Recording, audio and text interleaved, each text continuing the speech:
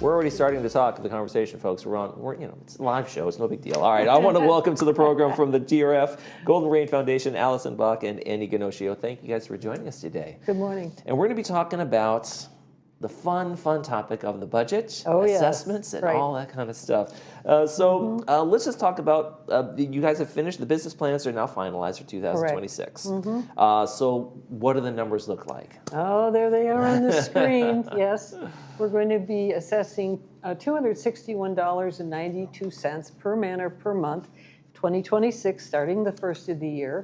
And the budget is derived as part of our legal responsibilities. The state requires that homeowners associations and entities like ours develop a budget well in advance of the start of the year. And it's been a long process for us.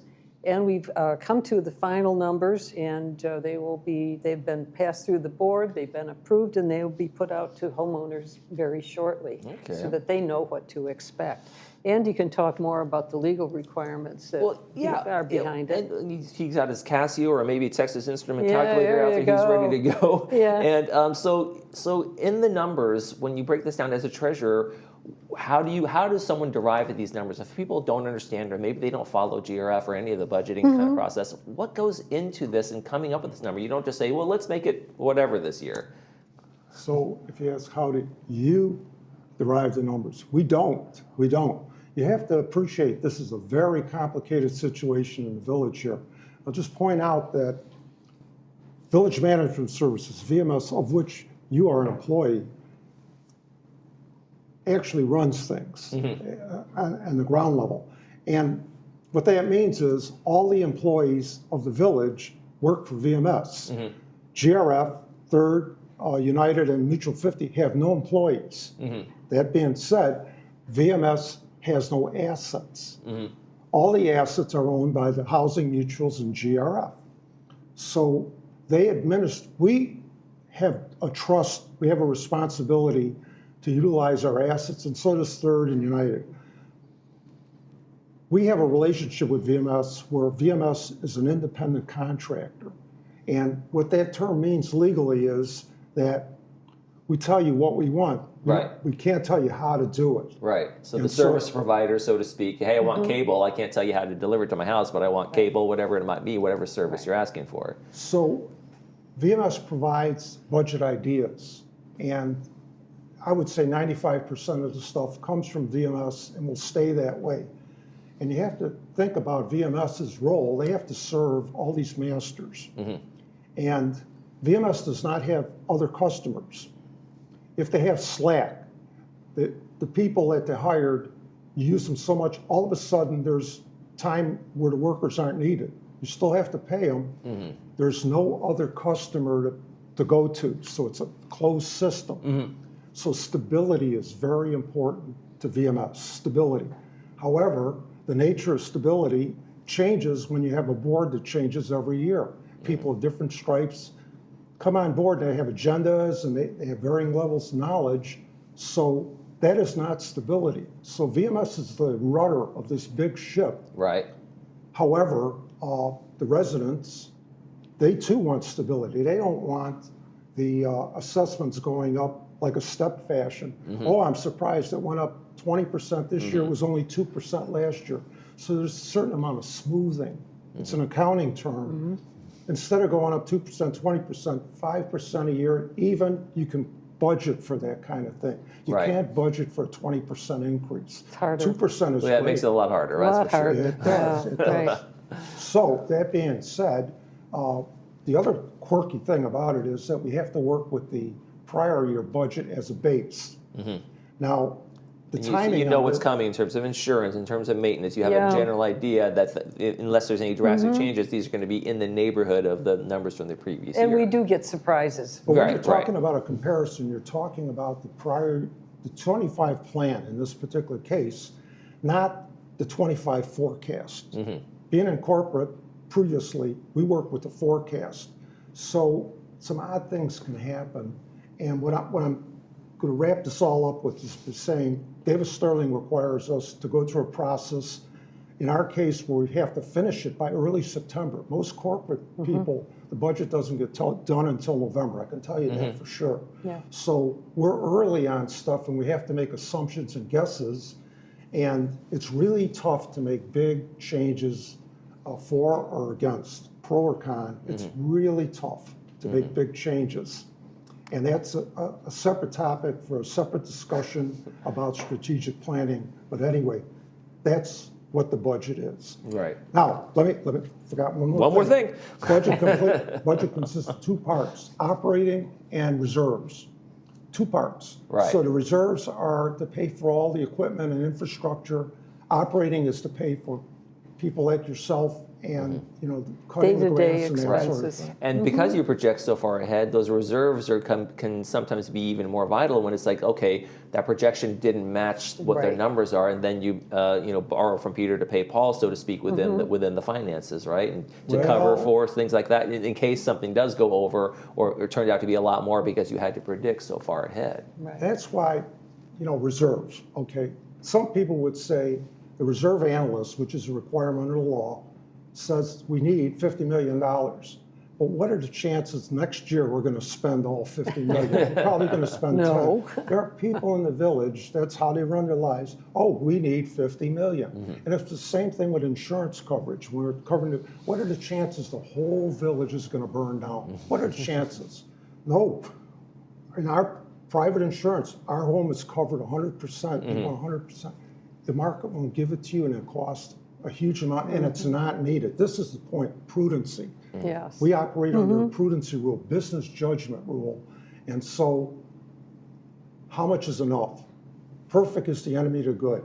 How much is good enough is what Good you're enough. going for. Absolutely. Yeah, this is well, I think if we take a look at this, you can see that our operating is the most weighty of the percentages of the 26192, and that's the day-to-day operations. And we've had some big increases in some categories, and we haven't had too many good bits of news that would have saved us money. So everything's going up. People will often say, wait a minute, why is my assessment going up 10% when the consumer price index only shows that it's going to be maybe 2 or 3% inflation? And the answer is that GRF doesn't go out and buy eggs. We don't go and eat at McDonald's or, In-N-Out Burger. We don't go to the dentist. GRF is really a municipal buyer. And what we key into is the municipal cost index, the MCI, not the CPI, the MCI. And that is an index of the kinds of materials, labor costs, and other elements that go into a municipal budget. And it's completely different. And of course, in the last few years, the MCI has way outstripped the CPI. And that's where the bad news, that's why we're up 10%. So where have you guys seen some of the biggest increases in terms of those numbers, and why? Obviously, the bottom line is, why did my assessment go up? Right. Okay. Oh, utilities. Now comes the calculator. Yes, this is. No, I don't need that. No, I don't think our residents need No, that. they All don't need to it do is either. look at the news. Right, Paradise fires, right. terrible. Insurance. Terrible. But other stuff happened, like the Palisades fire. Right. The SoCal Edison's in the business Right. to turn a profit. And on one of those fires, they got nailed with some big responsibility. They're going to pay for it. The insurance commission in California, and everybody knows this that follows this stuff, there's a lag. And California, it maybe has lagged too much. And what the insurers will tell you is that at some point, we're not going to, if we have to go out of business, we'll leave the state. But if you want us to stay here, we have to raise our rates to cover our costs and give us a decent return.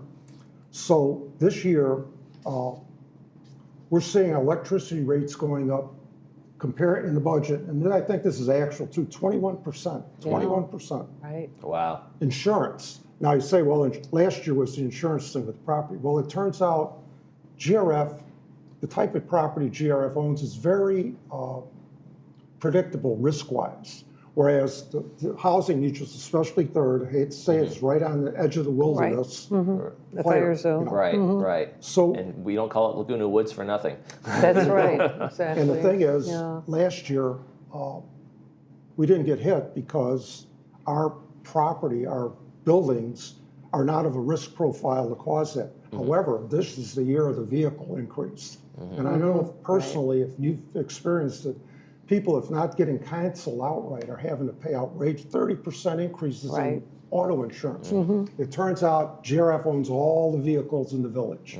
So 18% this year for vehicle insurance. Wow. Wow. We've also had outside services. We can't do the stuff in-house, so we go to outside, and that's been market-driven too. Inflation is hitting them. They have to cover Right. their costs. There's sort of a lag, and it's all catching up. That being said, if you look at what we have internally, our people, the comp and benefits expense, which incidentally is 54% of the total, is going up 3%. 3%. And I thought it would be higher. We have a union contract, which we have to respect, and I think that was 4%. 4%. And the rest is staff. So we are managing our costs where we can, but we are captive to the market to a large degree. Right, yeah, there's some non-negotiables in there. If the electricity rates go up, they go up, and there's Yeah. not a lot of pushback you can give We're there. not in any kind of a safe bubble. Right. The greater outside economic forces impact us. So we do everything we can to control cost internally, but we are locked into things like union contracts, the 4% of our unionized employees, and the majority of VMS employees are unionized. So, and that too is a factor that drives other wage and salary levels.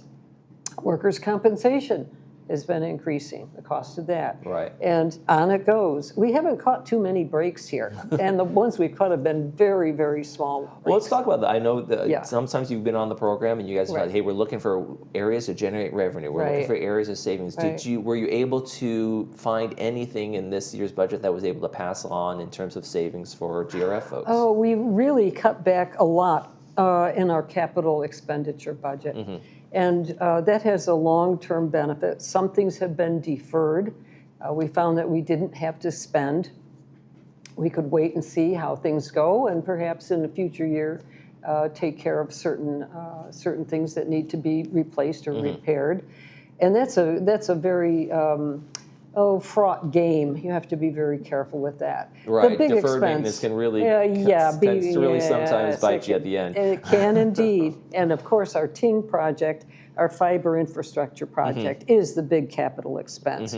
And next year, it's going to be over $9 million that has been set aside contractually to pay for that. And keep in mind with Ting, we're not just paying Ting. We are buying something that Ting is building for us. Right. And that will become a permanent asset That'll be for us. permanent part of the infrastructure. Yes, correct. So there's a rub on that. There's a rub on that. And that is by going to Ting, and this is a transitional year, and so is 27.